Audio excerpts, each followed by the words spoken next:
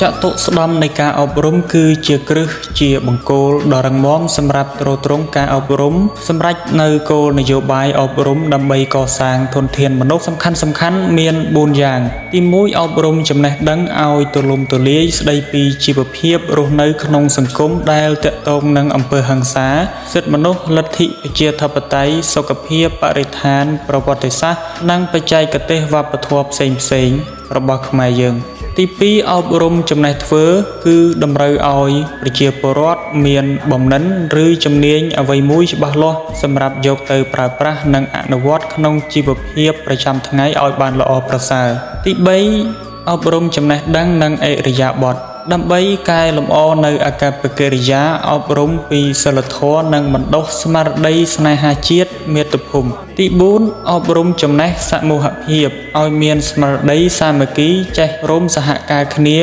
យោគយល់អធ្យាស្រ័យជាមួយគ្នាដើម្បីរស់នៅនិងធ្វើការជាមួយគ្នាប្រកបដោយសេចក្តីសុខនិងសេចក្តីចម្រើន